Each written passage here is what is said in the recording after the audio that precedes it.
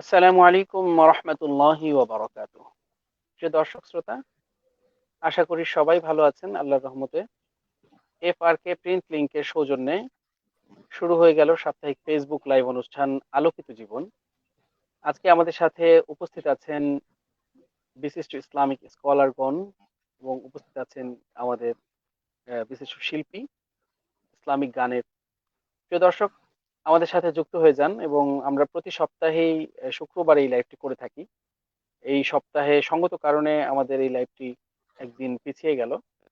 আজকে শনিবার আমরা কথা দিয়েছিলাম আসবো ঠিক রাত ৯টায়, আমরা চলে আসলাম ঠিক রাত ৯টায়। আমাদের সাথে উপস্থিত আছেন বিশিষ্ট ইসলামিক স্কলার, জামিয়া ফারুকিয়া দক্ষিণ বনশ্রীর সম্মানিত উস্তাজুল ইফতা হযরত মাওলানা মুফতি ওলিউল্লাহ নোমানী হাফিজাহুল্লাহ, ইমাম ও খতিব নেওয়াজবাগ জামে মসজিদ খিলগাঁও ঢাকা। মুহতারাম, আসসালামু আলাইকুম ওয়া রাহমাতুল্লাহ। ওয়ালাইকুম আসসালাম ওয়া রাহমাতুল্লাহি ওয়া বারাকাতুহু। মুহতারাম, মুহতারাম কেমন আছেন আপনি? আলহামদুলিল্লাহ, আলহামদুলিল্লাহ। আপনারা কেমন আছেন সবাই? আলহামদুলিল্লাহ মুহতারাম, আমরা ভালো আছি এবং আহ, সুস্থ আছি আল্লাহর রহমতে। প্রিয় দর্শক, আমাদের সাথে আরো আলহামদুলিল্লাহ। যুক্ত হয়েছে ঢাকা জি, বসুন্ধরা থেকে আমাদের বিশিষ্ট শিল্পী, যার গান আমরা অনেকেই ফেসবুকে মাঝে মাঝে শুনি। আমার জি, ব্যক্তিগতভাবে আমার নিজের কাছে ওনার গান ভালো লাগে। জি, মোহাম্মদ আবু হানিফ ভাই, ভাই মোহাম্মদ আবু হানিফ, জি, আসসালামু আলাইকুম রহমতুল্লাহ। ওয়ালাইকুম আসসালাম। কেমন আছেন ভাইজান? আপনার সকল আলহামদুলিল্লাহ, কেমন আবু হানিফ আছেন? ভাই আপনি ভালো আছেন? জি, আলহামদুলিল্লাহ, শুকর আলহামদুলিল্লাহ, ভালো আছি। জি, জি, আপনি কি আমাকে আমাদেরকে শুনতে পাচ্ছেন আপনি? জি, ইনশাআল্লাহ, অবশ্যই, হ্যাঁ, শুনতে পাচ্ছি। জি, আলহামদুলিল্লাহ। অনেক দর্শকই আলহামদুলিল্লাহ ইতিমধ্যে আমাদের সাথে যুক্ত হয়ে গেছেন। আল্লাহ শুকরিয়া আদায় করছি এবং শুকরিয়া আদায় করছি মহান রবের। শুকরিয়া, আমাদের সাথে যিনি উপস্থিত আছেন বিশিষ্ট ইসলামিক স্কলার ও শিল্পী। তো প্রিয় দর্শক, আমরা শুরুতে চলে যাচ্ছি মহাগ্রন্থ আল কোরআনুল কারীমের তেলাওয়াতে। আমরা তেলাওয়াতের পরে আমাদের আজকের আলোচ্য বিষয়, আমাদের মহতারাম ইসলামিক স্কলার যিনি আমাদের সাথে উপস্থিত আছেন, উনি আলোচনা করবেন আজকে আমাদের সামনে কোরআনুল কারীমের আমাল সম্পর্কে। কোরআনে কি কি আমাল করা যায়, কোরআনের যে আমল আছে ওই আমলগুলি সম্পর্কে উনি আমাদের সামনে আজকে আলোচনা করবেন।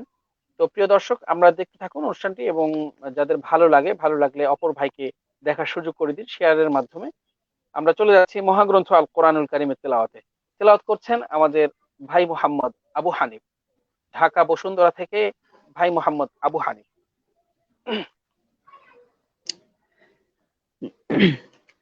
أعوذ بالله من الشيطان الرجيم. بسم الله الرحمن الرحيم. الحمد لله رب العالمين، الرحمن الرحيم، مالك يوم الدين، إياك نعبد وإياك نستعين، اهدنا الصراط المستقيم، صراط الذين أنعمت عليهم غير المغضوب عليهم ولا الضالين،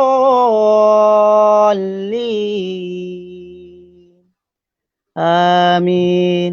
صدق الله مولانا العظيم.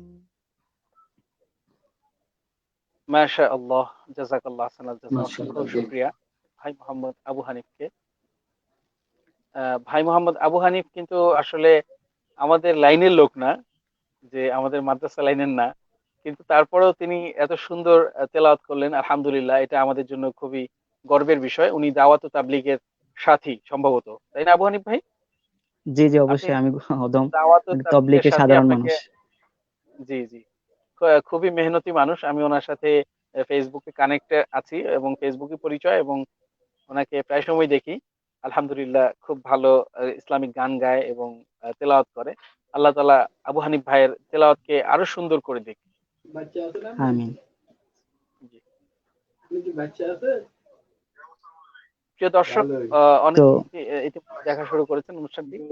তো আমাদের সাথে উপস্থিত আছেন, আবারও পরিচয় করে দিচ্ছি, বিশিষ্ট ইসলামিক স্কলার, জামিয়া ফারুকিয়া দক্ষিণ বনশ্রীর সম্মানিত উস্তাজুল ইফতা হযরত মাওলানা মুফতি ওয়ালিউল্লাহ নোমানী হাফিজাহুল্লাহ হযরত কিছুক্ষণের মধ্যে আমাদের সামনে আলোচনা করবেন। এবং আজকের আলোচনাটা আমি ব্যক্তিগতভাবে মনে করি খুবই গুরুত্বপূর্ণ। কারণ কোরআনী আমল মানুষের জীবন ধারণের জন্য যে কিতাবটা প্রয়োজন, এবং রাসূলুল্লাহ সাল্লাল্লাহু আলাইহি সাল্লাম যেটা বলে গেছেন যে আমি আমার উম্মতের কাছে দুইটি জিনিস রেখে গেলাম। একটি জিনিস হচ্ছে তার কি যেন বলে, কোরআন এবং সুন্নাহ। এই দুইটি জিনিস যতদিন পর্যন্ত তোমরা আঁকড়ে ধরে রাখবা ততদিন পর্যন্ত তোমরা গোমরা হবা না। এই যে রাসূলুল্লাহ সাল্লাল্লাহু আলাইহি সাল্লামের যে একটা গুরুত্বপূর্ণ আমাদেরকে হাদিয়া দিয়ে গেলেন এবং আমাদের জন্য রেখে গেলেন, সেটাই আমরা কিভাবে আমল করব, কিভাবে আহ, কোরআনের কি কি আমল আছে এই সম্পর্কে আমরা বিস্তারিত আজকে অনেক কিছু শুনবো ইনশাআল্লাহ। থাকবো ঠিক রাত 10টা পর্যন্ত, 1 ঘন্টা। এবং আমরা এখন কি একটা হামদে বাড়ি তালা শুনে নিব আবু হানিফ ভাই? হ্যাঁ, অবশ্যই ইনশাআল্লাহ। আপনি যদি চান তাহলে দর্শকরা যদি জি চায় অবশ্যই। জি, অবশ্যই ইনশাআল্লাহ। আমাদের সাথে অনেকেই যুক্ত আছেন, অনেকেই আমাদের অনুষ্ঠানটি দেখছেন, আলহামদুলিল্লাহ। তো আবু হানিফ ভাই একটি হামদে বাড়ি তালা আমাদের সামনে পেশ করছেন। আমাদের সামনে একটি হামদে বাড়ি তালা পেশ করছেন ভাই মোহাম্মদ আবু হানিফ। আসসালামু আলাইকুম এভরিওয়ান। ইনশাআল্লাহ আল্লাহ তাআলার একটি সুন্দর একটা হামদে বাড়ি তালা শোনাবো ইনশাআল্লাহ। দোয়া করবেন যেন সুন্দর করে করতে পারি। আমি যে তোমার বান্দা প্রভু, তুমি যে আমার মালিক খোদা। আমি যে তোমার বান্দা প্রভু, তুমি যে আমার মালিক খোদা। তাই তো হৃদয় চায় পরিণয়, তাই তো হৃদয় চায় পরিণয়, তোমার সাথে মন বাঁধা। ও আমি যে তোমার বান্দা প্রভু, তুমি যে আমার মালিক খোদা। আমি যে তোমার বান্দা প্রভু, তুমি যে আমার মালিক খোদা। ডাকলে তোমায় তুমি সাড়া দাও, কাঁদলে তুমি দুঃখ বোলাও। ডাকলে তোমায় তুমি সাড়া দাও, কাঁদলে তুমি দুঃখ বোলাও। তুমি চাইলে দাও, না চাইলে দাও, চাইলে দাও, না চাইলে দাও, তুমি মেহেরবান খোদা। ও আমি যে তোমার বান্দা প্রভু, তুমি যে আমার মালিক খোদা। আমি যে তোমার বান্দা প্রভু, তুমি যে আমার মালিক খোদা। আগলে রাখো তুমি আমাকে, তোমার জুথি দাও দু চোখে। আগলে রাখো তুমি আমাকে, তোমার জুথি দাও চোখে। তুমি ডুবিয়ে রাখো দিয়ে আমাকে, ডুবিয়ে রাখো দিয়ে আমাকে, তোমার অসীম প্রেম শোধা। ও আমি যে তোমার বান্দা প্রভু, তুমি যে আমার মালিক খোদা। আমি যে তোমার বান্দা প্রভু, তুমি যে আমার মালিক খোদা। তাই তো হৃদয় চায় পরিণয়, তাই তো হৃদয় চায় পরিণয়, তোমার অসীম প্রেম সদা। ও আমি যে তোমার বান্দা প্রভু, তুমি যে আমার মালিক খোদা। আমি যে তোমার বান্দা প্রভু, তুমি যে আমার মালিক খোদা। আলহামদুলিল্লাহ। অত্যন্ত চমৎকার হামদে বাড়ি তালা শুনলাম, মাশাআল্লাহ। মাশাআল্লাহ, আল্লাহ তাআলা মাশাআল্লাহ। কণ্ঠে হায়াত দিক, কণ্ঠে আরো আহ, ভালো করুক, কণ্ঠে বরকত দিক। আবু হানিফ ভাইয়ের কণ্ঠ আলহামদুলিল্লাহ শুনলাম। মোহতারাম, আপনি কি মনে করেন যে কোনো বান্দা যদি এই চিন্তা করে যে আমি আল্লাহর বান্দা এবং উনি আমার রব, উনি আমার প্রভু, জি তাহলে কি কারো দ্বারা দুনিয়াবি কোনো কাজ বা দুনিয়ার কোনো নেতা খেতার তাবেদারি করার সে সুযোগ আছে? কেউ যদি মনে করে যে আমি আল্লাহর বান্দা এবং তিনি আমার রব, যদি জি কোনো বান্দা এই কথা মনে করে, তাহলে কি জি দুনিয়ার কোনো তাবেদারি সে করতে পারবে? মাহতারাম, আপনি ব্যক্তিগতভাবে কি মনে করেন? না, সেটা তো করতেই পারবে না। এখানে আকীদাগত বিষয় কোরআনের মধ্যে আমি আজকে যে বিষয়গুলো রেখেছি তার মধ্যে একটা বিষয় আকীদার বিষয় আছে। তো আসলে এগুলো প্রত্যেকটা বিষয় অনেক দীর্ঘ আলোচনার দাবিদার। মনে করেন যে সমস্ত বিষয়গুলো আলোচনার খুব বেশি জরুরি তার মধ্যে একটা বিষয় হচ্ছে আকীদা। তো আকীদার মধ্যে আমাদের ৩ ধরনের আকীদা আছে। আপনার রুবুবিয়্যা, তারপরে ইলাহিয়্যা, তারপরে আসমা ওয়া সিফাত। এই ৩টা ক্ষেত্রে আমাদের একাত্মবাদ দরকার হবে, যেটাকে আমরা সহজ ভাষায় বলি তাওহীদুর রুবুবিয়্যা, তাওহীদুল উলুহিয়্যা, তাওহীদুল আসমা ওয়া সিফাত। অনেকে তাওহীদুল আসমা ওয়া সিফাত বলেন না, যেটাই বলুন ২ প্রকার বলুন আর ৩ প্রকারই বলুন। যে তাওহীদুল উলুহিয়্যা হলো আল্লাহ রাব্বুল আলামিনের হুকুম মানা। হুকুম মানা বলতে বিধান চলবে আল্লাহর, ইবাদত হবে আল্লাহর, এগুলো মানা হচ্ছে তাওহীদুল উলুহিয়্যা। তো আরেকটা হচ্ছে তাওহীদুর রুবুবিয়্যা। তাওহীদুর রুবুবিয়্যা অর্থ আচ্ছা আপনার আল্লাহ রাব্বুল আলামিন যে রব, আল্লাহ রাব্বুল আলামিন আমাদের সৃষ্টিকর্তা। এই দুনিয়াতে যা কিছু ঘটে তার কিছু সবকিছুর মালিক আল্লাহ। এটাকে বিশ্বাস করা হচ্ছে তাওহীদুর রুবুবিয়্যা। তো এখানে আপনি যে প্রশ্নটা করেছেন সেই প্রশ্নের সাথে আর তাওহীদুল উলুহিয়্যার সাথে ২ টা মিলিয়ে প্রশ্ন করেছেন। এইজন্য স্বাভাবিকভাবেই যে ব্যক্তি প্রথম তাওহীদ অর্থাৎ তাওহীদুল উলুহিয়্যা মানবে তার জন্য আপনার অনেক কিছুই পরিত্যাগ করতে হয়। যেরকম আমরা কালিমার শুরুতে বলি লা ইলাহা ইল্লাল্লাহ। কোরআনে কিন্তু এটা মানে পুরো কোরআনের ৩ ভাগের ১ ভাগ বলে সাব্যস্ত করছে। যেমন আল্লাহ রাব্বুল আলামিন পবিত্র কোরআনেই বলেছেন আউযু বিল্লাহি মিনাশ শাইতানির রাজিম বিসমিল্লাহির রহমানির রহিম কুল হুয়াল্লাহু আহাদ আল্লাহুস সামাদ। এখানে আল্লাহ রাব্বুল আলামিন প্রথম আয়াতে বলেছেন আল্লাহু আহাদ, আল্লাহ এক। এই যে জি একত্ববাদের শিক্ষা দিয়েছেন এটা এই সূরার ফজিলতে আমরা সকলেই জানি। হাদিস আছে রাসূল সাল্লাল্লাহু আলাইহি ওয়াসাল্লাম বলেছেন যে তাআদিলু সুলুসাল কোরআন। এই সূরা ইখলাস কোরআনের ৩ এর একাংশ সমপরিমাণ। তো মুহাদ্দিসিন একরাম বিভিন্ন ব্যাখ্যা করেছেন, কিন্তু মৌলিক ব্যাখ্যা হলো যে কোরআন হলো এমন একটা গ্রন্থ যার মধ্যে অনেক কিছু আলোচনা হয়েছে। তো সূরা ইখলাস যদি কোনো ব্যক্তি বিশ্বাস করে সে পূর্ণ কোরআনের ৩ ভাগের ১ ভাগের উপরে সে আমল করে ফেলল। এই হিসাবে বলা হয় যে এখানে তাওহীদুল উলুহিয়্যার আলোচনা হয়েছে। তো এই তাওহীদুল উলুহিয়্যা যদি কোনো ব্যক্তি মানে তাহলে সে অন্য কোনো ব্যক্তি, অন্য কোনো গ্রন্থ, অন্য কোনো নবী বা এই ধরনের কোনো কিছু মানতে পারে না। কারণ আল্লাহ রাব্বুল আলামিনের একাত্মবাদকে মানতে হলে সর্বপ্রথম আনতে হবে ঈমান। ঈমানের ক্ষেত্রে তো আমরা সবাই জানি ৭টা জিনিসের উপর ঈমান আনা ফরজ। জি এই ৭টা জিনিসের উপর ঈমান আনা ব্যতীত কোনো ব্যক্তি মুসলমান হতে পারবে না। তাছাড়া আরো অনেক কিছু বিষয় আছে যেগুলো আকীদার সাথে সম্পৃক্ত। আসলে আমরা আকীদা সম্পর্কে অনেক কিছুই জানি না, বহু কিছু জানি না। বিশেষ করে আমাদের বাংলাদেশ, ভারত এবং পাকিস্তানে কিছুটা ভালো আছে।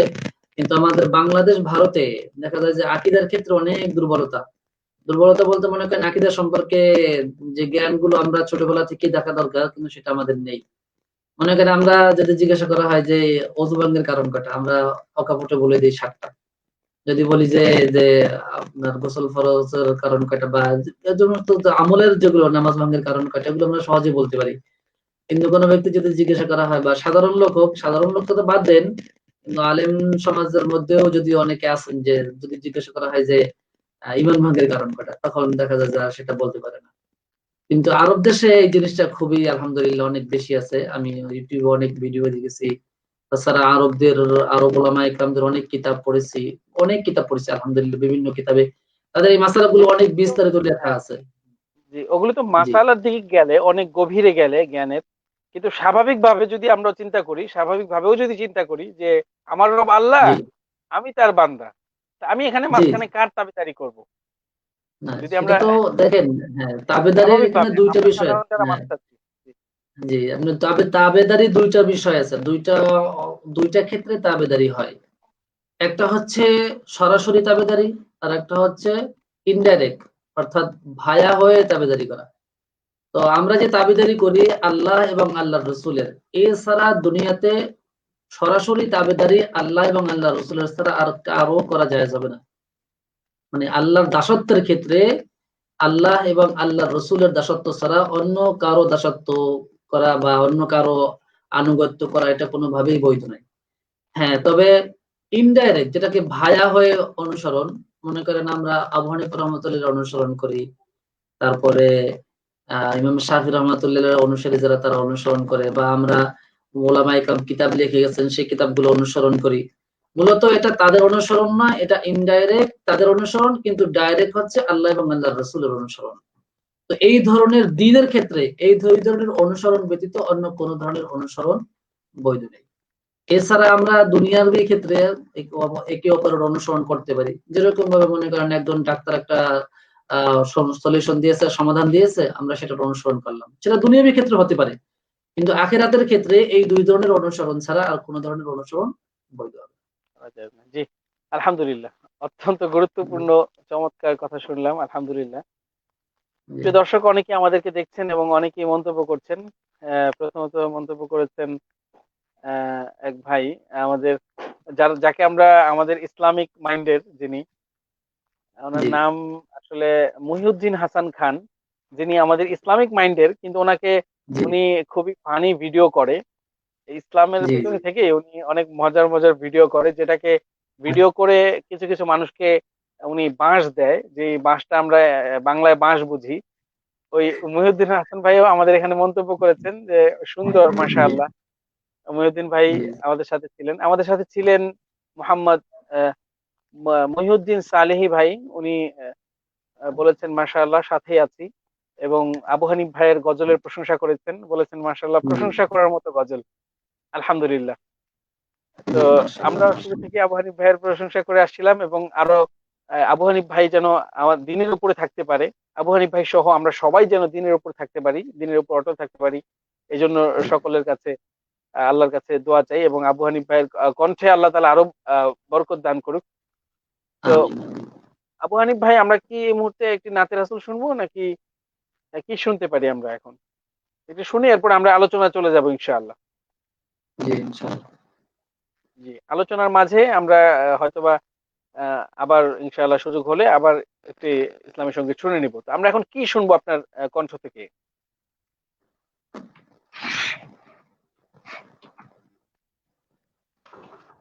হ্যালো, আবু হানিফ ভাই, মাইক্রোফোনটা হ্যাঁ, অফ মনে হয় শুনতে আপনার। পাচ্ছেন?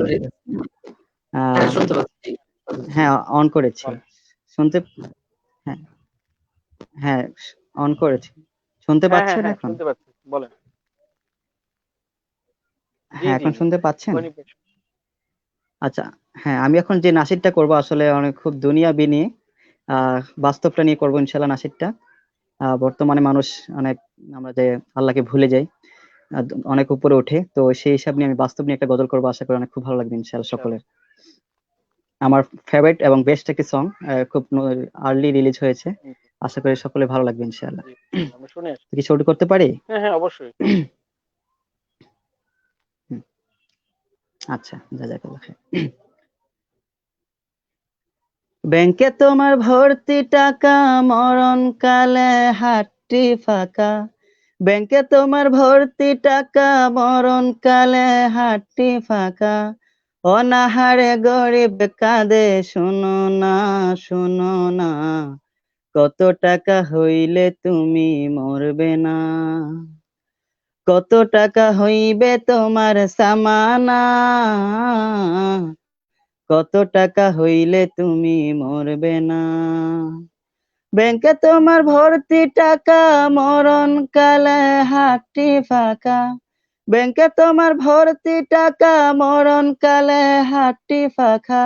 অনাহারে গরিব কাঁদে, শোনো না, শোনো না। কত টাকা হইলে তুমি মরবে না? কত টাকা হইবে তোমার সামানা? কত টাকা হইলে তুমি মরবে না? তালার ওপর তালা ঘরে, এসির মাঝে থাকো। তালার ওপর তালা ঘরে, এসির মাঝে থাকো। ঝড় বৃষ্টিতে মানুষ বেজে, দেখেও নাহি দেখো। তালার ওপর তালা ঘরে, এসির মাঝে থাকো।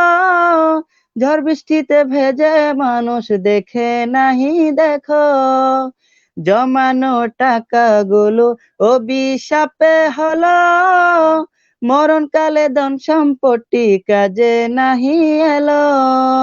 ব্যাংকে তোমার ভর্তি টাকা, মরণকালে হাতটি ফাঁকা। ব্যাংকে তোমার ভর্তি টাকা, মরণকালে হাতটি ফাঁকা। অনাহারে গরিব কাঁদে, শোনো না শোনো না, কত টাকা হইলে তুমি মরবে না, কত টাকা হইবে তোমার সামানা, কত টাকা হইলে তুমি মরবে না। আমার করো মানুষ, আসলে কি তোমার? আমার করো মানুষ, আসলে কি তোমার? মরণকালে আমল ছাড়া কি থাকিবে তোমার? রাজার আসনেতে যারা আল্লাহর প্রতিনিধি, রাজার আসনেতে যারা আল্লাহর প্রতিনিধি, শয়তানের বন্ধু হয়ে শিখিলা চুরির নীতি। রাজার আসনেতে যারা আল্লাহর প্রতিনিধি, শয়তানের বন্ধু হয়ে শিখিলা চুরির নীতি। ব্যাংকে তোমার ভর্তি টাকা, মরণকালে হাতটি ফাঁকা। ব্যাংকে তোমার ভর্তি টাকা, মরণকালে হাতটি ফাঁকা। অনাহারে গরিব কাঁদে, শোনো না শোনো না, কত টাকা হইলে তুমি মরবে না, কত টাকা হইবে তোমার সামানা, কত টাকা হইলে তুমি মরবে না। আলহামদুলিল্লাহ, মাফ করবেন সকলেই, আসলে সুন্দরভাবে পরিবেশন করতে পারি নাই, সকলের কাছে মাফ চাই। অনেক ভালো হয়েছে আলহামদুলিল্লাহ। না চাইতেও ভালো হয়েছে আলহামদুলিল্লাহ। একটা বিষয় কি মোহতারাম, আমি আপনার কাছে সংক্ষিপ্ত করে জানতে চাই যে আসলে জি, কত টাকা হলে আমি আজরাইলকে বলতে পারবো যে আমি যাব না? কত টাকা হলে একটু বলবেন? বলা যাবে কি, এরকম কোনো সুযোগ আছে মোহতারাম? আসলে হাদিসে যেটা বর্ণিত আছে, রাসূল সাল্লাল্লাহু আলাইহি ওয়াসাল্লাম বলেছেন যে মানুষ যখন তার একটু হয় তখন সে মনে করে আমার আর একটু দরকার। একটা বিল্ডিং করতে পারলে মনে করে যে আমার ২টা বিল্ডিং করতে পারলে আরো ভালো। যার ৫টা আসে সে ১০টা করতে চায়। রাসূল সাল্লাল্লাহু আলাইহি ওয়াসাল্লাম শেষ পর্যন্ত বলেন যে ওয়ালা ইয়াসুদ্দু জাওফাবনি আদমা ইল্লা তুরাব। মানুষের পেট পুরোটার মতো কোনো কিছু এই দুনিয়াতে নাই। তবে মানুষ কোনো কিছুর পেটে গেলে, অর্থাৎ মাটির পেটে গেলে তখন মানুষের পেট পুরবে। অর্থাৎ মানুষ যখন মাটির পেটে যাবে তখন তার পেট মাটি দিয়ে পুরবে, এর ছাড়া আর কোনো পথ নেই যে তার পেট পুরাবে। অর্থাৎ মানুষ যত পায় ততই হয় এবং যত পায় ততই লাগে, লাগার কোনো শেষ নেই। কিন্তু এই আশা দুনিয়াতে কোনোভাবেই পূরণ হবে না, সকলকেই মরতে হবে। জিবরিল আলাইহিস সালাতু ওয়াস সালাম, আজরাইল আলাইহিস সালাম যিনি জান কবজ করেন, তারও দুনিয়া থেকে যেতে হবে। টাকার বাহাদুরি দুনিয়াতে কোনো কিছুই না। আল্লাহ রাসূল সাল্লাল্লাহু আলাইহি ওয়াসাল্লাম একটা হাদিসে বলেছেন যে লাউ কানাত দুনিয়া তাআদুলু ইনদাল্লাহি জানাহা বাউদা মা সাকা কাফিরুন মিনহা শারবাতা মা। আল্লাহর কাছে দুনিয়ার মূল্য যদি একটা মশার পাখা বরাবর হতো, তাহলে আল্লাহ রাব্বুল আলামিন কোনো কাফিরকে কোনো পানি পান করাতেন না। এক ডুব পানি যে আপনার পান করাবেন এটাও করাবেন না। তাহলে মানে কি এই দুনিয়ার কোনো কিছুই মূল্য নেই আল্লাহর কাছে। এই দুনিয়ার যেগুলো মূল্য নেই সেগুলো দিয়ে আল্লাহর কাছে জিবরিলকে বলা বা পার আজরাইলকে পাওয়া। বলা যে জান কবজ করুন, এটা বলা সম্ভব না কোনোদিন। জি, অসংখ্য ধন্যবাদ মোহতারাম। প্রিয় দর্শক, আলহামদুলিল্লাহ অনেকেই আমাদের অনুষ্ঠানটি দেখছেন এবং শেয়ারও হয়ে গেছে আলহামদুলিল্লাহ কয়েকবার। অনেকে মন্তব্য করেছেন, ইতিমধ্যে কিছু কমেন্ট এসেছে। আমাদের সাথে ছিলেন মুহাম্মদ ভাই মোহাম্মদ আব্দুল্লাহ আল মাসুম, লিখেছেন মাশাআল্লাহ সুন্দর হচ্ছে লাইভ অনুষ্ঠান, শুভ কামনা রইল, এবং বলেছেন মাঝে মাঝে আমাদেরকেও সুযোগ দিন। অবশ্যই ইনশাআল্লাহ, অবশ্যই ইনশাআল্লাহ সুযোগ, অবশ্যই আপনাদেরকে নিয়েই তো পথে চলা, সবাইকে নিয়েই। তো আরেকজন লিখেছেন মাশাআল্লাহ, মানিক ভাইয়ের জন্য জাযাকাল্লাহ রইল। আমাদের অনুষ্ঠানের আজকের ইসলাম প্রধান তিনি লিখেছেন মাশাআল্লাহ। তো অসংখ্য ধন্যবাদ প্রিয় দর্শক আপনাদেরকে, এবং আপনাদেরকে নিয়েই পথে চলা, এবং আমরা এগিয়ে যেতে চাই অনেক দূর। আসলে এই সমস্ত লাইভগুলি মোহতারাম আপনি দেখেছেন কিনা জানি না, এই বিভিন্ন সুপারস্টার যাদেরকে বলা হয়, তারা এই সমস্ত লাইভগুলি মাঝে মাঝে লাইভ আড্ডা করে থাকে। তো ওই জি সমস্ত প্রোগ্রামগুলিতে যুবকদের যে একটা ভিড় হয়, যুব সমাজ তাদের প্রোগ্রামগুলিতে যেভাবে ভিড় করে, আসলে আমাদের ইসলামিক অনুষ্ঠানগুলিতে এমন যুব সমাজ কেন, আমাদের সাধারণ মানুষ যারা আলেম ওলামা বা আমাদের লাইনের আছে, তারাও আসলে এই সমস্ত প্রোগ্রামগুলিকে অ্যাভয়েড করে চলে। কেন অ্যাভয়েড করে আমি জানি না, হয়তোবা এটার চেয়ে ওইটা বেশি ভালো লাগে অনেক সময় এইগুলি। তো ইনশাআল্লাহ একদিন আশা করি অনেক দর্শক হবে, আমাদের অনুষ্ঠানটি অনেক দূর এগিয়ে যাবে। প্রতি সপ্তাহে আলহামদুলিল্লাহ আমাদের সাথে বিজ্ঞ আলোচকগণ থাকেন। বরাবরের মতোই আজকেও আমাদের সাথে বিজ্ঞ আহ, আলোচক উপস্থিত আছেন। আমি ওনাকে ব্যক্তিগতভাবে কম চিনি। উনি আমার এলাকার পাশের এলাকার যে মসজিদের সম্মানিত ইমাম ও খতিব, এবং দক্ষিণ বনশ্রী জামিয়া ফারুকিয়ার সম্মানিত উস্তাজুল ইফতা বিভাগে উনি আছেন। তো আমার সম্পর্ক হচ্ছে আমিন মামার মাধ্যমে, আমার এলাকার এক মামা। তো উনি আমাকে গতকালকে রাতেও মেসেজ করে বলেছেন যে তুমি কিন্তু হুজুরের আলোচনা শুনো, উনি কিন্তু খুব অভিজ্ঞ লোক। হ্যাঁ, আলোচনা কথা প্রশ্ন করবো একটু বুঝে শুনে করে, উনি কিন্তু খুব অভিজ্ঞ লোক। উনি গতকালকে রাতেও আমাকে এই কথা বলছেন। তো আলহামদুলিল্লাহ আমাদের সামনে হুজুর যে এত ব্যস্ততার মাঝেও ব্যস্ত থাকেন প্রায় সময়, আমাদেরকে সময় দিয়েছেন, এজন্য অসংখ্য মোবারকবাদ হুজুর আপনাকে। আর জি আমাদের সাথে জাযাকুমুল্লাহ জি। জি জি আমরা আমাদের সাথে একজন ছিলেন তাজুল ইসলাম নামে, তাজুল ইসলাম সাহেব। উনি নারায়ণগঞ্জের এক মাদ্রাসার প্রতিষ্ঠাতা প্রিন্সিপাল, ব্যক্তিগতভাবে আমার ওস্তাদের মাশাআল্লাহ। বন্ধু। তো উনি আমাদেরকে হুম, দেখছেন এবং বলছে খুবই ভালো লাগছে। আলহামদুলিল্লাহ, বড়দের মন্তব্য পেলে আমাদের আসলে ভালোই লাগে, বড়রা আমাদেরকে মন্তব্য করলে। যাই হোক, প্রিয় দর্শক, আমাদের সাথে আরো একজন ভাই, উনি বলেছেন প্রতি সপ্তাহে থাকার চেষ্টা করবো ইনশাআল্লাহ। অবশ্যই ভাই, প্রতি সপ্তাহেই থাকবেন, এবং আপনারাও অতিথি হয়ে আসবেন। সবাই আমরা অতিথি, সবাই দর্শক মিলিয়ে ইনশাআল্লাহ এই ইসলামিক এই প্রোগ্রামগুলি ইনশাআল্লাহ আমরা এগিয়ে নিয়ে যাব। আমি নিচে একটি লাইন যাচ্ছে ব্যানারে, যে পেজটি লাইক করবেন। আসলে আমাদের পেজ নাই, আমাদের একটা পেজ ছিল, ওই পেজে আমাদের লাইক ফলো কম, যে কারণে আমরা আইডি থেকেই এই অংশটি শেয়ার করি। আপনারা যদি আমার জুবাইর আহমেদ ফারুকি নামে, আমি আমার এই এই লাইভের কমেন্টে আমি লিঙ্কটি দিয়ে দিচ্ছি পেজের, আপনারা ইনশাআল্লাহ একটু লাইক ফলো করে রাখবেন। ইনশাআল্লাহ লাইক ফলোয়ার হলে আমরা ইনশাআল্লাহ পেজ থেকে ইনশাআল্লাহ অনুষ্ঠানটি শেয়ার করব। তো প্রিয় দর্শক, আমাদের সাথে উপস্থিত আছেন বিশিষ্ট ইসলামিক স্কলার হযরত মাওলানা মুফতি অলিউল্লাহ নোমানী হাফিজাহুল্লাহ। মুহতারাম। জি আসসালামু আলাইকুম জি ওয়া রাহমাতুল্লাহি ওয়া জি, বারাকাতুহু। ওয়ালাইকুম আসসালাম ওয়া রাহমাতুল্লাহ। মুহতারাম, আজকের আলোচ্য বিষয় কোরআনী আমাল। আপনি এটাই আলোচনা করবেন, এবং আমি ব্যক্তিগতভাবেও এই বিষয়ের উপরে খুবই খুশি, কারণ এই বিষয়টা হলে আর কি লাগে জীবনে, কোরআনের উপরে আমল করতে পারলে আর কি লাগে, তাই জি না মোহতারাম? তো জি ইনশাআল্লাহ জি আমরা অবশ্যই সরাসরি জি আলোচনায় ঢুকে যাচ্ছি ইনশাআল্লাহ। প্রিয় জি দর্শক, আপনারা দেখতে থাকুন এবং আমাদের সাথে আহ, শুনতে থাকুন, আমাদের লাইভে জয়েন হয়ে যান ইনশাআল্লাহ। আলোচনা করছেন জি মোহতারাম মুফতি অলিউল্লাহ নোমানী হাফিজাহুল্লাহ, দারুল ইফতা, জামিয়া ফারুকিয়া, দক্ষিণ বনশ্রী, ঢাকা। জি। আসসালামু আলাইকুম ওয়া রাহমাতুল্লাহি ওয়া বারাকাতুহু। সম্মানিত দর্শক শ্রোতা, আসলে আমার জীবনে আমি লাইভ করি নাই বলতে গেলেই চলে। আমি এই ফার্স্ট লাইভে এমনি হয়তো আমি স্ক্রিন শেয়ার করছি বা এই ধরনের ছোটখাটো আমার নিজে আমি লাইভে এসে এরকম ভাবে লাইভ আমি এই ফার্স্ট, আর কোন সময় করিনি। হয়তো আমার আলোচনা বা কথাবার্তা এলোমেলো হতে পারে, ক্ষমা সুন্দর দৃষ্টিতে দেখবেন। তো আজকে আমি যে বিষয়টা আলোচনা করব, আমি আল্লাহর হামদ ও সানা করে নিচ্ছি। নাহমাদুহু ওয়া নুসাল্লি আলা রাসূলিল কারীম, আম্মা বা'দ, ফাআউযু বিল্লাহি মিনাশ শাইতানির রাজীম। বিসমিল্লাহির রাহমানির রাহিম। وسارعوا إلى مغفرة من ربكم وجنة عرضها السماوات والأرض أعدت للمتقين. وأيضا قال تعالى: وما أوتيتم من العلم إلا قليلا. وأيضا قال تعالى: وَنُنَزِّلُ مِنَ الْقُرْآنِ مَا هُوَ شِفَاءٌ وَرَحْمَةٌ لِلْمُؤْمِنِينَ। আসলে কোরআন হলো আল্লাহ রাব্বুল আলামিনের নাযিলকৃত আসমানী কিতাবসমূহের সবচেয়ে শ্রেষ্ঠ গ্রন্থ।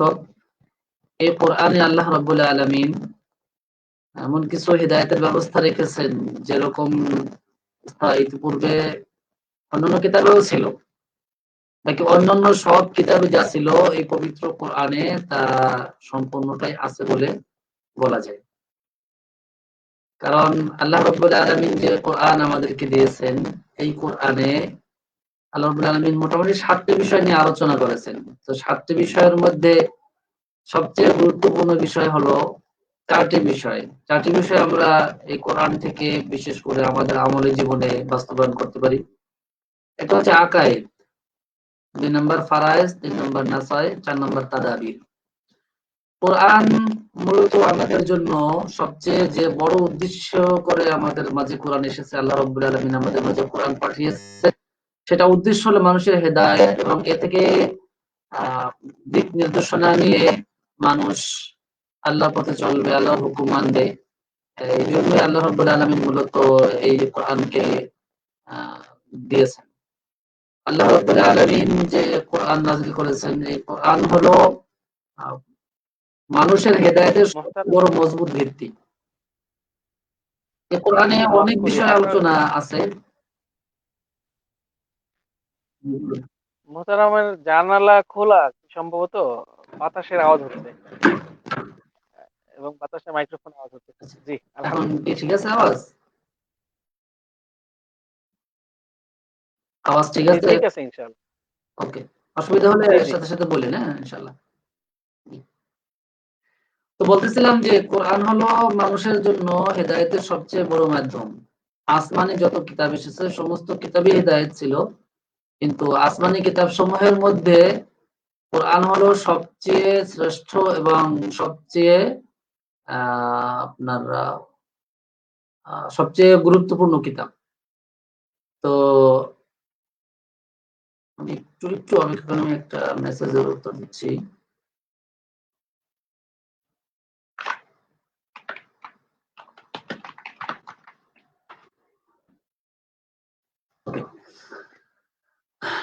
তো কথা হচ্ছে আমরা কোরআনকে কিভাবে আমাদের জীবনে বাস্তবায়ন করব। কোরআনী আমল বলতে আমি যে বিষয়বস্তু নির্ধারণ করেছি যে আমরা কোরআনী আমল করব,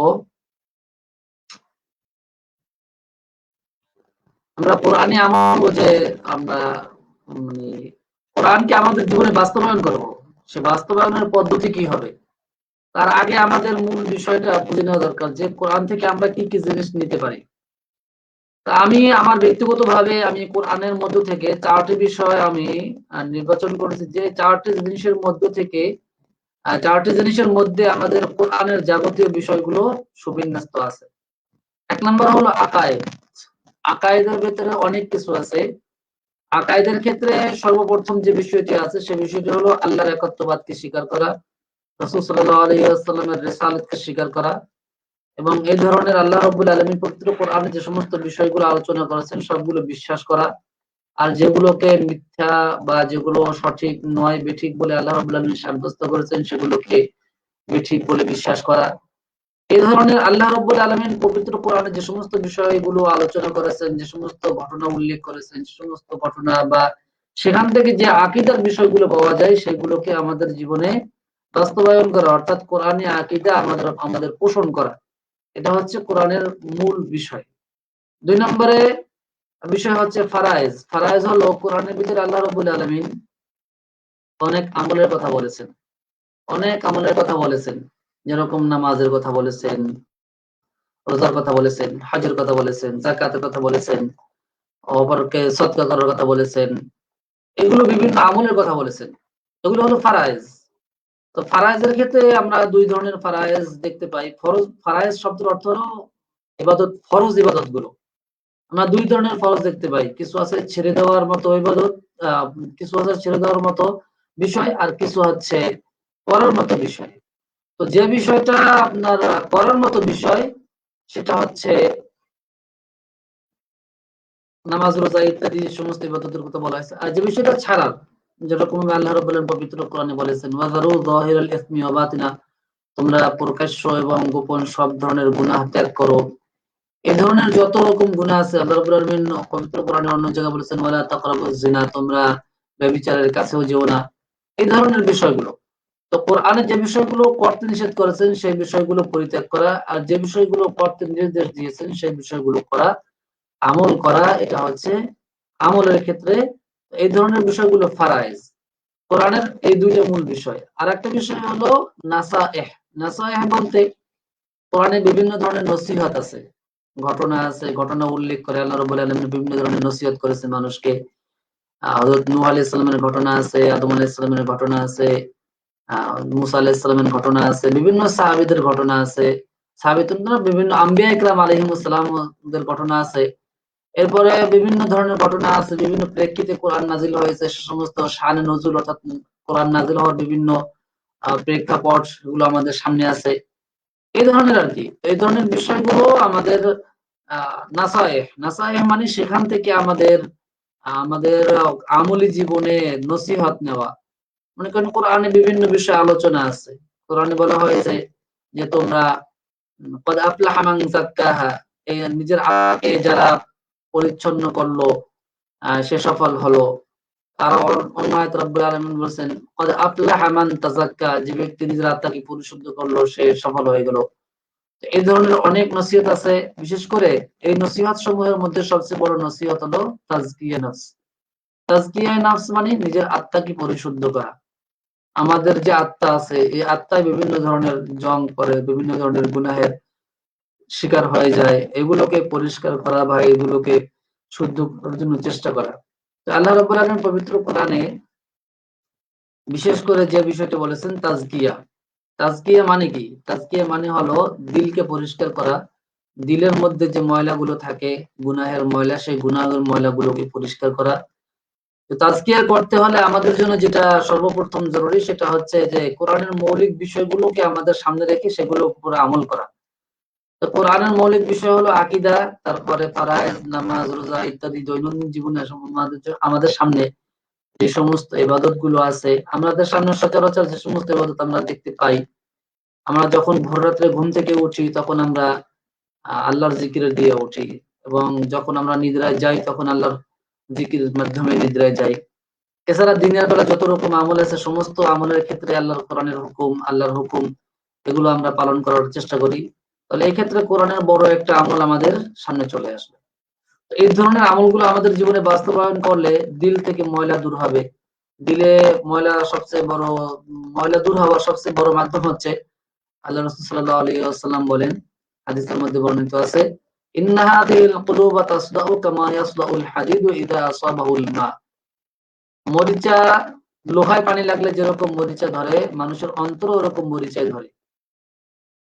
সাহাবায়ে জিজ্ঞেস করলেন, কিলা ওয়া মা জিলাউহা, তো এটা রেত কি জিনিস? অর্থাৎ মরিচা দূর করতে হলে যেরকম ভাবে আমাদের রেতের প্রয়োজন হয়, লোহা থেকে মরিচা দূর করতে হলে যেরকম আমরা রেত দিয়ে ঘষে ঘষে পরিষ্কার করি, আমাদের দিল পরিষ্কার করার মতো রেত কি জিনিস? রাসূল সাল্লাল্লাহু আলাইহি ওয়াসাল্লাম বলেন, কাসরাতু যিকরিল মাউতি ওয়া তিলাওয়াতুল কুরআন। বেশি বেশি কোরআন তেলাওয়াত করা এবং মৃত্যুর কথা বেশি বেশি স্মরণ করা। তো এই দুটি বিষয় হচ্ছে আপনার দিল পরিষ্কার করার সবচেয়ে বড় মাধ্যম। আর কোরআনে এই মওতের কথা অনেক আলোচনা হয়েছে। বিশেষ করে আল্লাহ রাব্বুল আলামিন কোরআনে ৩টি আয়াত উল্লেখ করেছেন, কুল্লু নাফসিন যায়িকাতুল মাউত, কুল্লু নাফসিন যায়িকাতুল মাউত, কুল্লু নাফসিন যায়িকাতুল মাউত।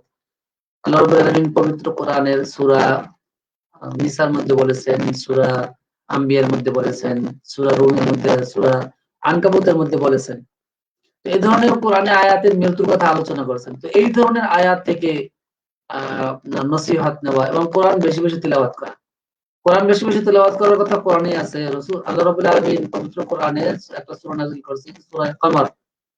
সূরা কমরের ভিতরে আল্লাহ রাব্বুল আলামিন এই কোরআন থেকে কে নসিহত গ্রহণ করবে এই কথাটি অনেক বারবার বলা হয়েছে।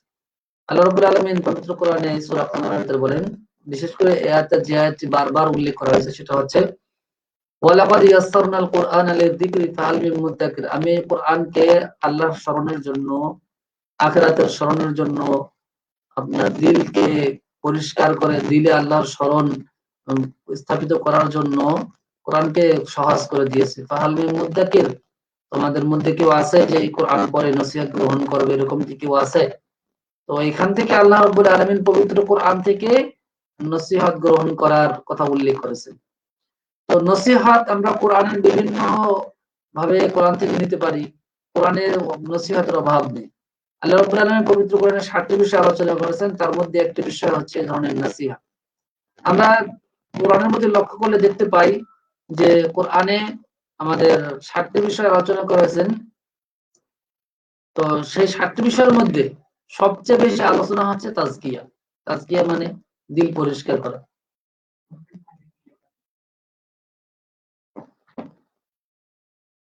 দিল পরিষ্কার করা এটা হচ্ছে আপনার সবচেয়ে গুরুত্ব দেওয়া হয়েছে, এবং পবিত্র কোরআনটা বলা হয়েছে যে ক্বাদ আফলাহা মান তাযাক্কা, যে ব্যক্তি দিল পরিষ্কার করলো সে সফল কাম হয়ে গেল।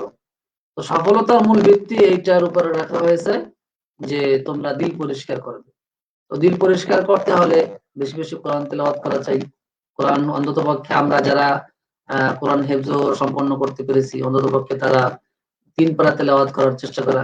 কোরআন তেলাওয়াত করার ক্ষেত্রে আমরা 5 ওয়াক্ত নামাজে জামাতের একটু আগে চলে যাওয়া, মনে করেন আমার সুন্নাত পড়তে হয়তো 5 মিনিট সময় লাগবে, আমি 15 মিনিট আগে চলে গেলাম। 15 মিনিট আগে চলে গেলে আমি সুন্নাত পড়ে তারপরে আমি আধা পারা 1 পারা বা যতটুকু আমার পক্ষে সম্ভব আমি কোরআন তেলাওয়াত করলাম। আর যারা হাফেজ সাহেব না, যারা হেফজ করতে পারি নাই, তারা আমরা চেষ্টা করব আরো বেশি একটু আগে গিয়ে কোরআন তেলাওয়াতে বসে যাওয়া। এমনি এই ধরনের কোরআন তেলাওয়াত বিশেষ করে আমাদের বাংলাদেশে বা এই ধরনের আশেপাশে এলাকায় আমাদের কোরআন তেলাওয়াতের প্রতি গুরুত্ব অনেক কম। কিন্তু মিশরে আমি ওই বাংলাদেশের কিরাত বিভাগের কিরাত ফাউন্ডেশনের প্রধান, যিনি ওনার নাম যেন কি আমি ভুলে গেছি, তো উনি বলেছেন যে মিশরে আমি এমন দেখেছি যে বাসের মধ্যে হাত দিয়ে ঝুলে ঝুলে কোরআন পড়তেছে। এক হাত দিয়ে বাসের হ্যান্ডেল ধরে আছে, এক হাত দিয়ে বাসের ধরনী ধরে আছে, আর এক হাত দিয়ে দাঁড়িয়ে দাঁড়িয়ে কোরআন তেলাওয়াত করতেছে। কিন্তু আমাদের এই জীবনে কোরআনের তিলাওয়াত বলতে আমাদের ভিতরে নাই। আমরা যারা কোরআন তেলাওয়াত করতে পারি তারাই কোরআন তেলাওয়াত করি না, আর যারা কোরআন তেলাওয়াত করতে পারি না তাদের কথা তো আরো বহুত দূরের কথা। আবার দেখা যায় যারা কোরআন তেলাওয়াত করতে পারি না তাদের জন্য কোরআনের ব্যবস্থা হয়ে গেছে। এখন আমরা সচরাচর ইন্টারনেটে কোরআন তেলাওয়াত বড় বড় কারীদের তেলাওয়াত পাই, বড় বড় আলেমদের তেলাওয়াত পাই, যেমন শেখ সুদাইস মুক্তার ইমাম, শেখ সুদাইস হাফিজাহুল্লাহ তেলাওয়াত আছে, শেখ সুরাইম হাফিজাহুল্লাহ তেলাওয়াত আছে, তারপরে আপনার মিশারি আল আফাসির তেলাওয়াত আছে, গামিদের তেলাওয়াত আছে, অনেকের তেলাওয়াত আছে, আমরা সেখান থেকে শুনতে পারি। আবার আমাদের জন্য আরো সুযোগ অভাব আছে। জি ইন্টারনেটে ওলামাদের যে অনেক পদচারণা পদচারণা আলহামদুলিল্লাহ জি অনেক জি ইন্টারনেটে সমস্ত রকমের বিষয়, জি কোরআনের মাস্ক হোক বা যে কোনো বিষয়, অনেক কিছুই এখন ইন্টারনেট থেকে মানুষ করতে পারে, তাই না মোহতারাম? জি জি অনেক সহজ অবশ্যই হয়ে গেছে অবশ্যই। আমাদের জন্য কোরআন হ্যাঁ শেখাটা। অবশ্যই অবশ্যই। এখন আর মাদ্রাসায় গিয়ে আমাদের সাথে বাচ্চাদের সাথে বসে বসে আমাদেরকে কোরআন পড়তে হবে না, এই ওই জি প্রয়োজন নেই। জি আমরা জি ইন্টারনেট থেকে অনেক কিছুই করতে পারি। জি জি এখন তো আরো সহজ হয়ে গেছে। কোরআন যদি আমরা শিখতে চাই তাহলে আমার কাছে যদি একটা মোবাইল থাকে তা আমি মোবাইল দিয়ে আমি কোরআন শিখতে পারি। আপনার গুগল অ্যাপসে আপনার অনেক প্লে স্টোরে অনেক সফটওয়্যার এমন আছে যে কোরআনের অক্ষর দেওয়া আছে, আরবি অক্ষর দেওয়া আছে, অক্ষরের উপর টাচ করলে সাথে সাথে অক্ষরের নামটা বলে দেয়, উচ্চারণটা বলে দেয়। নিচে বাংলা লেখা আছে, সে বাংলা সহকারে আপনার উচ্চারণ দেয়।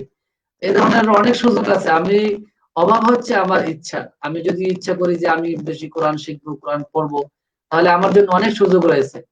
এই কোরআনকে নিজের জীবনে বেশি বেশি তিলাওয়াতের মাধ্যমে বাস্তবায়ন করা এটা আমাদের জন্য সবচেয়ে বেশি জরুরি।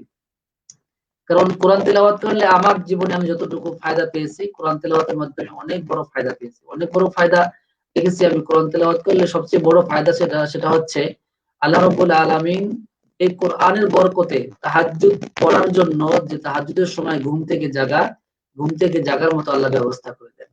দিল থেকেই কোরআন বলে দেয়, কোরআনের বরকত বলে দেয় যে তোমার এখন তাহাজ্জুদের সময় হয়ে গেছে, তুমি উঠে যাও, অটোমেটিক চোখ খুলে যায়। তখন আল্লাহর কাছে উঠে আমি দাঁড়িয়ে কোরআন পড়তে পারি। এটা আমার জীবনের অভিজ্ঞতার আলোকে বলতেছি। তাছাড়া আরো অনেক আমল আছে কোরআনকে আমরা সবসময় সাথে রাখতে পারি।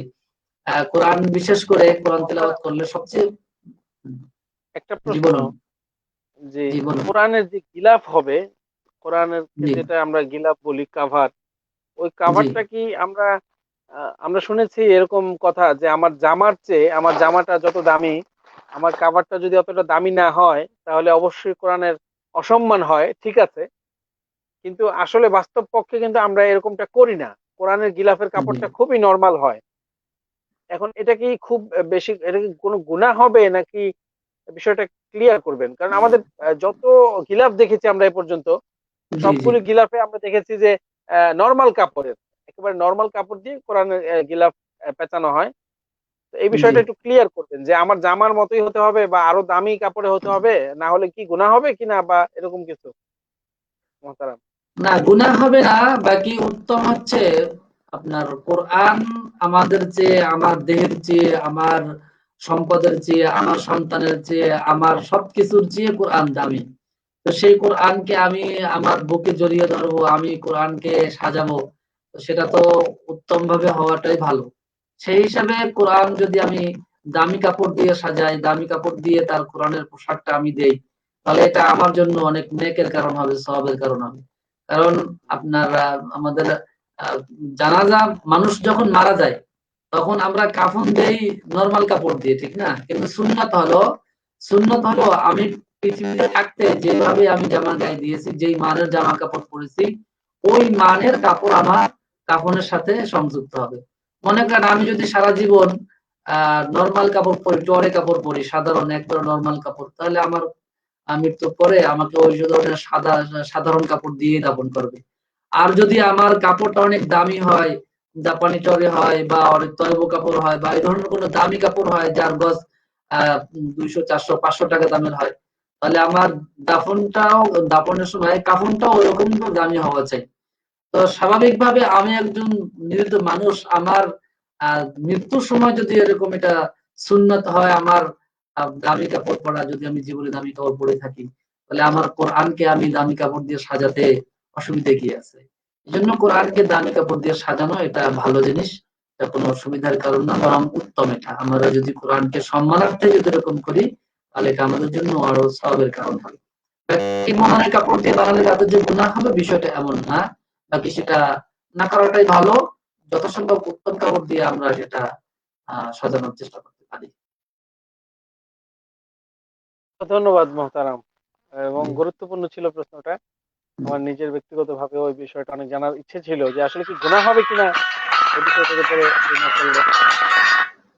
অসংখ্য ধন্যবাদ। জি। তো আমার তো মোহতারাম, আরেকটু আপনি আলোচনা করছেন। আলোচনা জি করে জি শেষ অবশ্যই। করবো ইনশাআল্লাহ।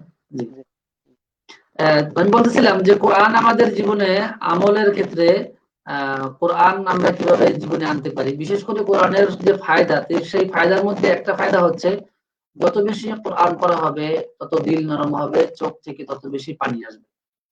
তো আমি আমার অভিজ্ঞতার আলোকে বলতেছি যে যখন আমরা বেশি সময় পেতাম তখন কোরআন বেশি বেশি তেলাওয়াত করতাম, তখন দেখতাম দিলের হালত অনেক অনেক অনেক নরম হয়ে যেত। তখন সবকিছু করতে ভালো লাগতো, কোরআন পড়তে ভালো লাগতো, আপনার নামাজ পড়তে, আল্লাহ তাআলার কাছে কাঁদতে ভালো লাগতো। তখন মনে হতো যেন মাঝে মাঝে গিয়ে আল্লাহর কাছে খুব বেশি পরিমাণে কাঁদি।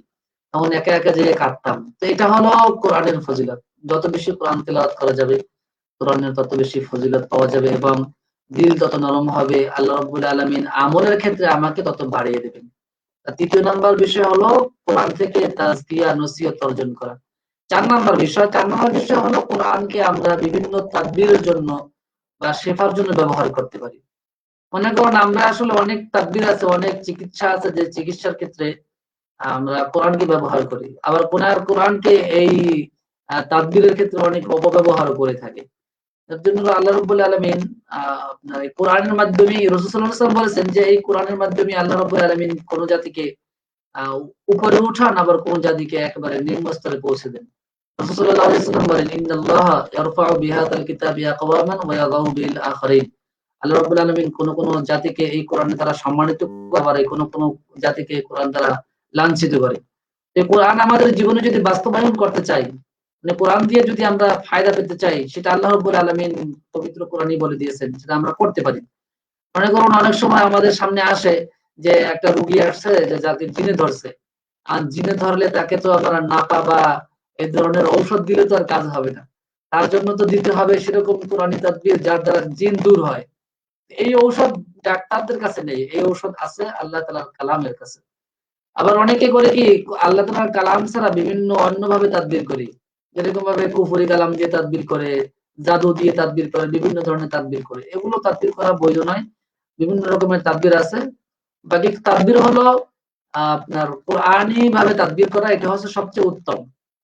এক হাদিসে আছে রাসূল সাল্লাল্লাহু আলাইহি ওয়াসাল্লাম বলেছেন, যে ব্যক্তিকে কোরআন শিফা দিল না, অর্থাৎ যে ব্যক্তি কোরআনের মাধ্যমে শিফা অর্জন করতে পারলো না, লা শাফাহ আল্লাহ, আল্লাহ যেন তাকে শিফা না দেন, অর্থাৎ আল্লাহ যেন তাকে সুস্থ না করেন।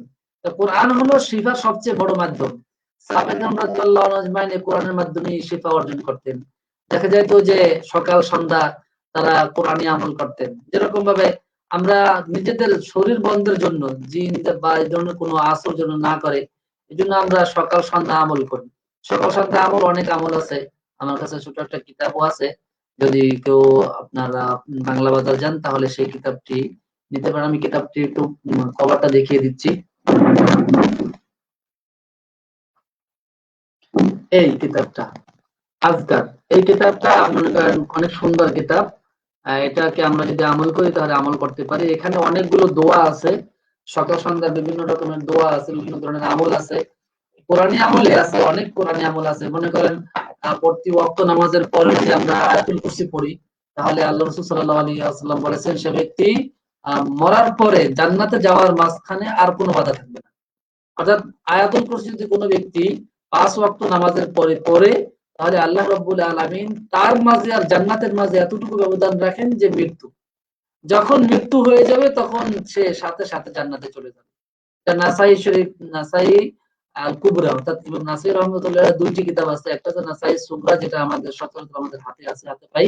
আর একটা হচ্ছে সুনানুন নাসাইল কুবরা, প্রায় 9 খন্ডে না 8 খন্ডে কিতাবটি, অনেক বড় কিতাব। সেখানে এই হাদিসটি আছে এবং হাদিসটি সহিহ। তো আমরা এই আমল করি, তারপরে সকাল সন্ধ্যা আরো আমল করি, সূরা ফালাক, সূরা নাস, সূরা ইখলাস, এগুলো আমল করি। এই সমস্ত আমলগুলো কোরআন থেকে আমরা করি। কেন করি? এগুলো থেকে আমরা নিজেদের পরিবারের সদস্যদেরকে হেফাজত রাখতে পারি, নিজেদেরকে হেফাজত রাখতে পারি। এই কোরআনী আমল, এই ধরনের আমল অনেক ভালো ভালো আমল আছে, যেগুলো আমরা আমল করলে এই কোরআন দ্বারা আমরা যেরকম ভাবে দুনিয়াবী কল্যাণ পেতে পারি, সেরকম ভাবে আখিরাতের কল্যাণ পেতে পারি। এই ধরনের আমল যদি আমরা করি তাহলে সেটা তাদবীর হিসাবে আমরা এটা গ্রহণ করতে পারি।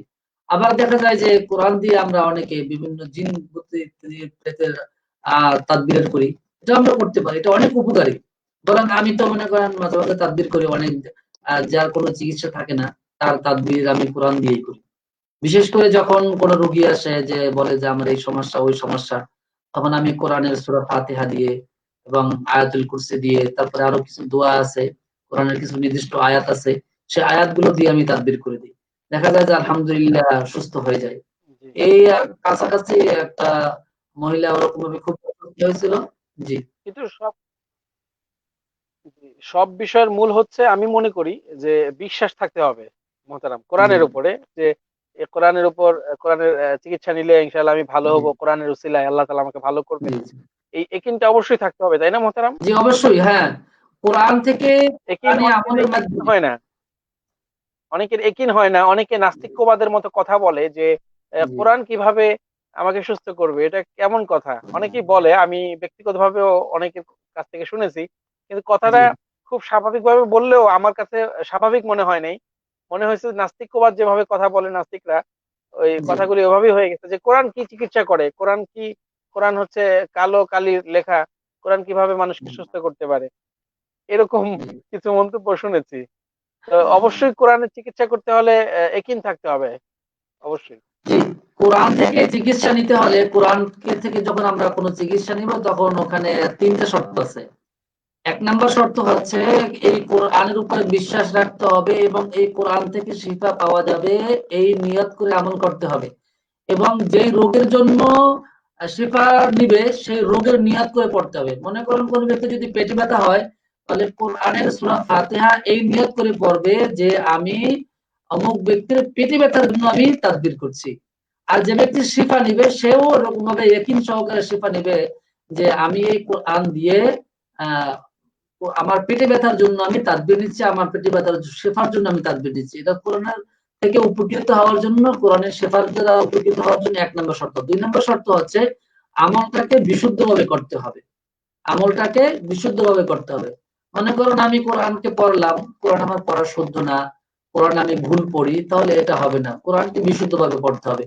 3 নম্বর শর্ত হচ্ছে আমলকে অজু সহকারে এবং কোরআনকে সহকারে, সম্মান সহকারে এই কোরআন তেলাওয়াতের মাধ্যমে ফায়দা নিতে হবে। এই 3টা শর্ত সাপেক্ষে যদি কোরআনের চিকিৎসা নেয়, তাহলে সেই চিকিৎসা দ্বারা উপকৃত হওয়া যায়।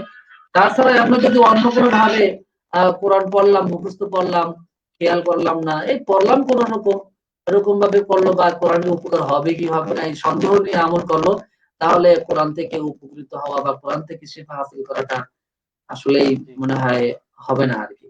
কারণ কোরআন হলো শিফার জিনিস।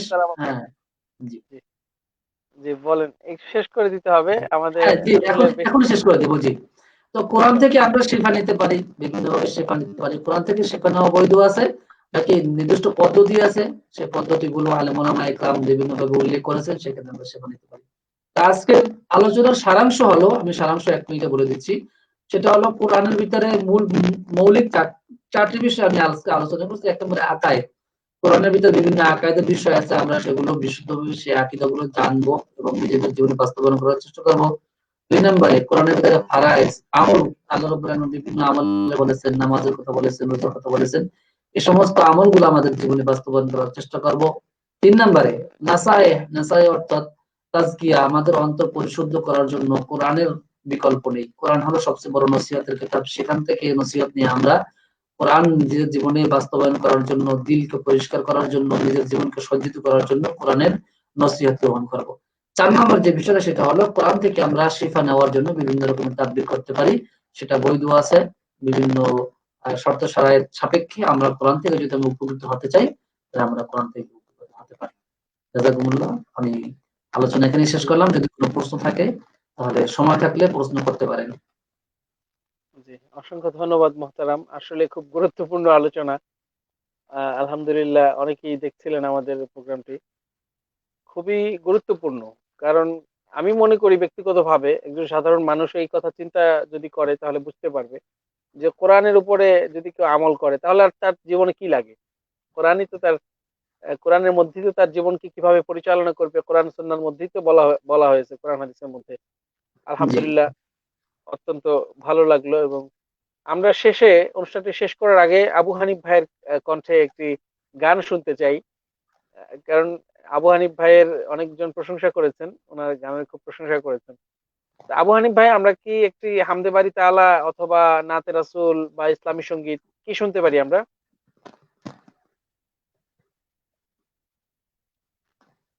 মাইক্রোফোন অফ আবু হানিফ ভাই। হ্যাঁ জি হ্যাঁ, অবশ্যই। আমাদের বিশ্ব নবীকে নিয়ে একটা নাশিদ করব, যে রাসূল এত দামি মানুষ, তাকে নিয়ে কিছুদিন আগে ব্যঙ্গ করা হয়েছিল। তো সেই একটি অপমান, কষ্ট নিয়ে আমি একটা নাশিদ করবো, আসলে সকলের হৃদয় নাড়া দিবেন ইনশাআল্লাহ। জি তো ইনশাআল্লাহ শুরু করছি। জি জি নবীর উম্মতে দাবি করো কি করে তুমি, বলো উম্মতে দাবি করো কি করে তুমি, নবীর উম্মতে দাবি করো কি করে তুমি, বলো উম্মতে দাবি করো কি করে তুমি। রাসূলের অপমানে কটূক্তি দেখে শুনে, রাসূলের অপমানে কটূক্তি দেখে শুনে, কেঁদে না ওঠে যদি হৃদয় ভূমি, নবীর উম্মতে দাবি করো কি করে তুমি, বলো উম্মতে দাবি করো কি করে তুমি। যে মায়ায় নবী দিত দিনের দাওয়াত, ও কাতরে সয়ে যেত পাথরের আঘাত। যে মায়ায় নবী দিত দিনের দাওয়াত, ও কাতরে সয়ে যেত পাথরের আঘাত। নিষ্পাপ সে নামে গালি দেয় ওরা, চুপ হয়ে থাকো তুমি কপাল পোড়া।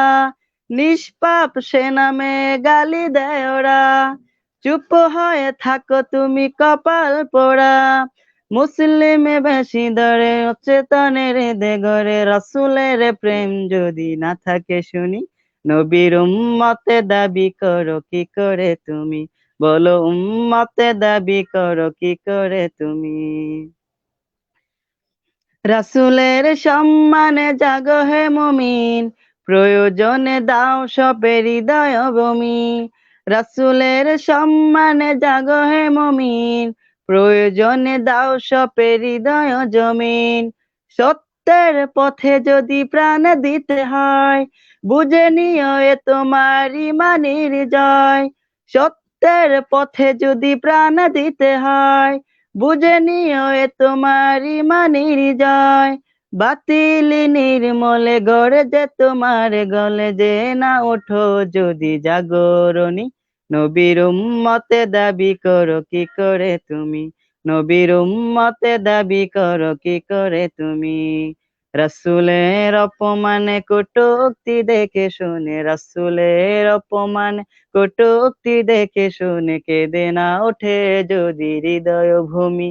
নবীর উম্মতে দাবি করো কি করে তুমি, বলো উম্মতে দাবি করো কি করে তুমি, বলো উম্মতে দাবি করো কি করে তুমি। আলহামদুলিল্লাহ। জাস্ট মাশাআল্লাহ, অত্যন্ত চমৎকার নাশিদ নাতে রাসূল সাল্লাল্লাহু আলাইহি ওয়াসাল্লাম শুনলাম ভাই মোহাম্মদ আবু হানিফের কণ্ঠ থেকে।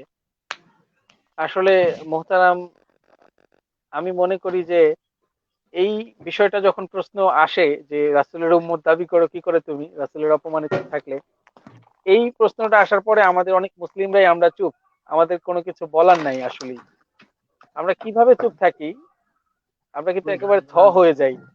আসলে আমাদের কিছু বলার থাকে না তখন। জি জি